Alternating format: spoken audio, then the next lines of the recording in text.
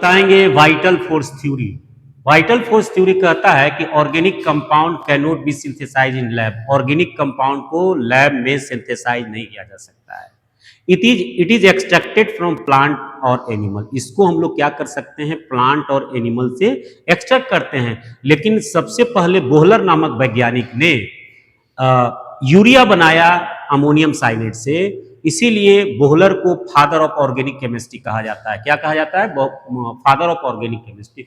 तो सबसे पहले हम लोग वाइटल फोर्स थ्योरी पढ़ते हैं। वाइटल फोर्स थ्योरी कहता है कि ऑर्गेनिक कंपाउंड को लैब में नहीं बना सकते हैं। According to this theory, according to theory according to this theory, ठीक है, according to this theory organic compound can not be synthesize in lab. Lab में इसको बनाया नहीं जा सकता। It is extracted from plant और एनिमल। इसको हम लोग प्लांट और एनिमल से क्या कर सकते हैं? एक्सट्रैक्ट कर सकते हैं। लेकिन हमारा जो बोहलर है, बोहलर बोहलर ने सबसे पहले ऑर्गेनिक कंपाउंड सिंथेसाइज किया जिसका नाम है urea. Wohler it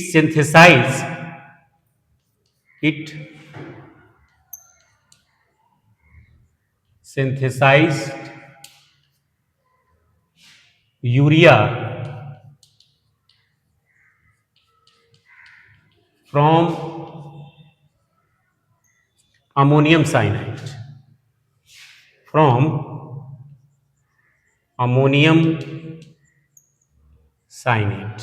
ammonium cyanate से इन्होंने बनाया। इन्होंने क्या किया, NH4CnO को इन्होंने क्या किया, हीट किया, और सबसे पहला कंपाउंड यूरिया बनाया, NH2CONH2। ये ऑर्गेनिक कंपाउंड का सबसे पहला कंपाउंड है यूरिया। ये है हमारा अमोनियम साइनेट। अमोनियम साइनेट। तो आपको ध्यान में रखना है कि जो वाइटल फोर्स थ्योरी था इसको डिस्कार्ड किया किसने? ये बोहलर नामक ये साइंटिस्ट है, जो इन्होंने सबसे पहले यूरिया बना करके दिखा दिया लैब में अमोनियम साइनेट से। चलिए आगे हम लोग बात करते हैं।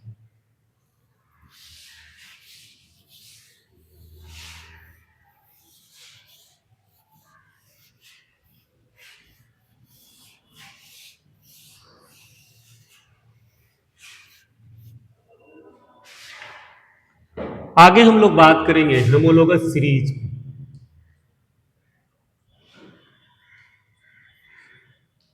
होमोलोगस सीरीज,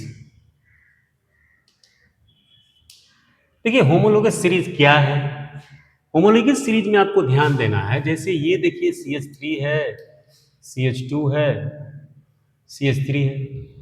अब यहां 3 कार्बन है और यहां देखिए CH2 है, CH2 है, CH3 है। एक कार्बन क्या हुआ, बढ़ गया। अगर इसके ऊपर लेना चाहते हैं तो CH3 लीजिए। अब इसमें अगर यहां क्या है, यहां 2 कार्बन है, यहां कितना है, 3 है। 1 2 1 2 3 1 2 3 4, एक एक कार्बन क्या हो रहा है, बढ़ रहा है। तो अगर इस कार्बन और इस कार्बन में अगर डिफरेंस पूछा जाए तो एक CH2 का डिफरेंस है। अगर इसमें और इसमें डिफरेंस पूछा जाए तो एक CH2 का, मीन्स प्रत्येक में CH2 जो है बढ़ता जा रहा है। इसमें भी एक CH2 बढ़ेगा क्योंकि कार्बन का संख्या क्या हो गया, 1 2 3 4 5। तो अगर हेमोलोगस सीरीज में अगर कहा जाए कि एक जो कंपाउंड है ऑर्गेनिक कंपाउंड और दूसरे जो कंपाउंड है उसमें अगर डिफरेंस है तो क्या चीज का डिफरेंस है, ओनली CH2 का डिफरेंस है। किसका डिफरेंस है? या तो आप CH2 का डिफरेंस कह सकते हैं या आप कह सकते हैं इसका जो मॉलिक्यूलर मास होगा 12 + 2 14 यूनिट। तो इसको हम लोग डिफाइन कैसे करेंगे? ये तो सिंपल है। अगर हम लोग फंक्शनल ग्रुप की बात करें तो देखिए, अगर हमारा है CH3OH है, यहां देखिए CH3 CH2OH है, CH3 CH2 CH2OH है। इसमें भी देखिए फंक्शनल ग्रुप क्या है हमारा, सिमिलर है, OH है। तीनों ही कंपाउंड में क्या है, फंक्शनल ग्रुप सिमिलर है। अगर और भी लेते हैं तो CH3 हो गया, CH2, CH2, CH2 और OH है। तो इसमें देखिए कि फंक्शनल ग्रुप सभी में क्या है, OH है, लेकिन जो है फंक्शनल ग्रुप सिमिलर है, लेकिन कार्बन का डिफरेंस है, एक एक कार्बन का क्या है, डिफरेंस है। तो अब अगर फंक्शनल ग्रुप सिमिलर है तो प्रॉपर्टीज भी क्या होगा, सिमिलर होगा। क्या होगा, प्रॉपर्टीज भी सिमिलर होगा। तो जो होमोलॉगस सीरीज है उसका जो हमारा सेम फंक्शनल ग्रुप होता है, only difference in CH2 means similar similar similar functional group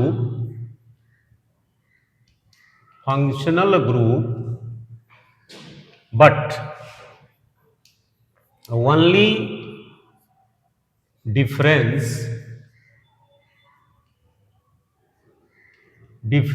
in CH2 group और 14 यूनिट मोलर मास। बस एक ही डिफरेंस है एक सीरीज से दूसरे सीरीज में, या तो CH2 का डिफरेंस है या तो 14 यूनिट मोलर मास का डिफरेंस है। और हमारा जो फंक्शनल ग्रुप भी क्या है, सिमिलर है। तो हम लोग कह सकते हैं कि इसका जो केमिकल प्रॉपर्टी है, केमिकल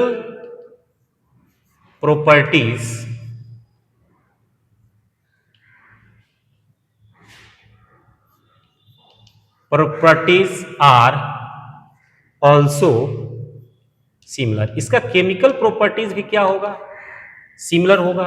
ओनली आपको डिफरेंस क्या समझना है, CH2 का डिफरेंस या तो मॉलिक्यूलर मास 14 यूनिट का। तो यही हमारा क्या है, होमोलॉगस सीरीज है। ठीक है, चलिए होमोलॉगस सीरीज से ऊपर हम लोग बात करते हैं आगे।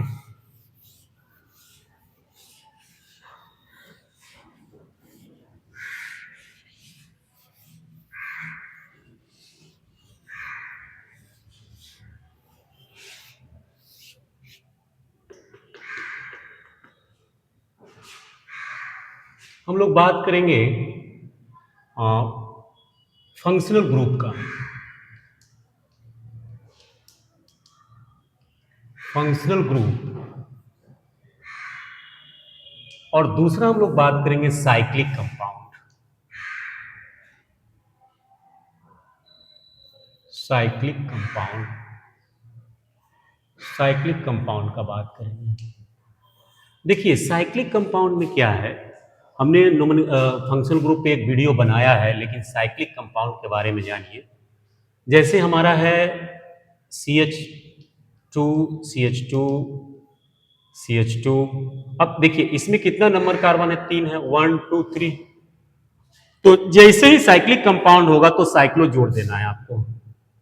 साइक्लो साइक्लो तीन तीन है, 3 है, तो क्या लिखेंगे हम लोग, साइक्लोप्रोपेन। अगर इसी में हम लोग क्या करेंगे, कार्बन की संख्या को बढ़ा देंगे। जैसे 3 है तो यहां 4 कर देते हैं, देखिए 4 कर दिया। हमने क्या कर दिया, यहां 4 कर दिया। तो इसका नाम क्या हुआ, 1 2 3 4। सबसे पहले क्या करना है, जो कार्बन की जो संख्या है उसको काउंट कर लेना है, और उसके बाद साइक्लो लिखना है, साइक्लो। और यहां क्या है, 4 कार्बन है तो साइक्लो ब्यूटेन हो गया,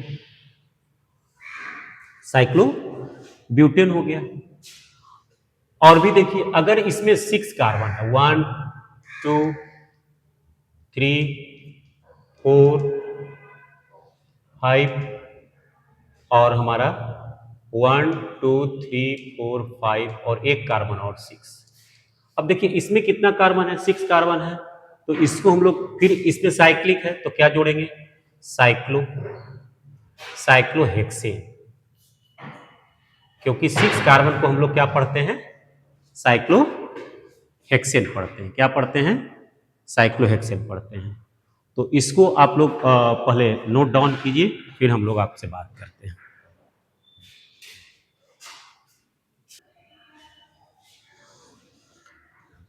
हम लोग बात करेंगे आइसोमेरिज्म पे। देखिए आइसोमेरिज्म हमारा क्या है, आइसोमेरिज। आइसोमेरिज में क्या होता है कि the compound having same molecular formula but different in structure.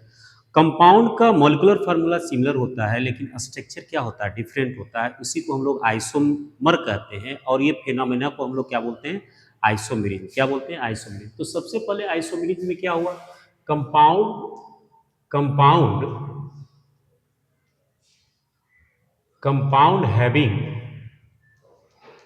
Similar molecular formula, similar molecular formula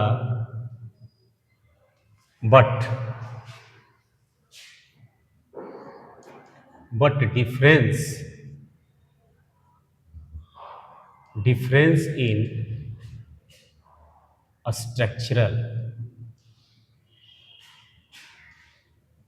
structural formula. इसमें क्या होगा कि हमारा मॉलिक्यूलर फार्मूला जो है वो सिमिलर होगा लेकिन स्ट्रक्चर क्या होगा, डिफरेंट होगा। तो उसको क्या कहते हैं हम लोग,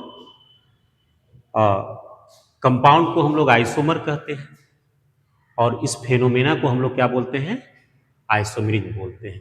अब आइसोमेरिज में टाइप्स ऑफ आइसोमेरिज भी है। सबसे पहला है स्ट्रक्चरल आइसोमेरिज, स्ट्रक्चरल आइसोमेरिज। दूसरा है आपको फंक्शनल है, फंक्शनल है। तीसरा है आपको पोजीशन है, पोजीशन है। फोर्थ है आपको मेटामेरिज, मेटामेरिज। और उसके बाद है टोटोमेरिज, टोटोमेरिज। लेकिन उतना हम लोग को जानना नहीं है, हम लोग को क्या करना है, स्ट्रक्चरल आइसोमेरिज को 10th में पढ़ना है। जैसे मान लिया जाए कि पेंटेन है, पेंटेन, ये हमारा पेंटेन है। तो इसमें कितना कार्बन, 5 कार्बन, 1 2 3 4 और 5 कार्बन है। देखिए 1 2 3 4 5 पेंटेन। इसको हम लोग इस तरह से लिख सकते हैं, इसको हम लोग इस तरह से लिख सकते हैं। देखिए अगर एक CH3 को यहाँ कर दें तो 3 4 5 ऐसे भी लिख सकते हैं। इसको हम लोग ऐसे भी लिख सकते हैं, CH3 C CH3 CH3 और CH3 ऐसे भी लिख सकते हैं। तो इसको हम लोग 3 तरह से लिख सकते हैं। अगर इसके पोजीशन को अगर यहाँ लिखेगा तो नोमेनक्लेचर डिफरेंस होना चाहिए। अगर इसका IUPAC नेम लिखेंगे तो क्या होगा,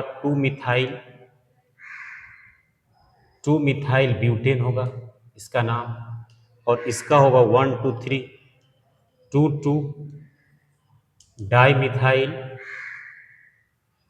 प्रोपेन होगा। क्या होगा, 2 डाई मिथाइल प्रोपेन होगा। अगर अभी भी अगर कोई ग्रुप्स को आप बदल करके इसका अलग IUPAC नेम डिफरेंस होना चाहिए, तो आपको ध्यान में रखना है जब भी आइसोमेरिज की चर्चा करेंगे तो compound having similar molecular formula होगा और but different in structural formula. हमारा स्ट्रक्चर क्या होगा, डिफरेंस होगा। इसका हमने टाइप बताया, जैसे स्ट्रक्चरल आइसोमेरिज बताया, फंक्शनल आइसोमेरिज, पोजीशन, मेटामेरिज और टोटोमेरिज। हमने एक एग्जांपल भी लिया है पेंटेन का। पेंटेन में देखिए 5 कार्बन है, तो हमने क्या किया, कार्बन के पोजीशन को बदल दिया। सबसे पहले यहाँ ले लाया, फिर क्या किया, एक ही कार्बन पे दो दो मिथाइल ग्रुप जोड़ दिया।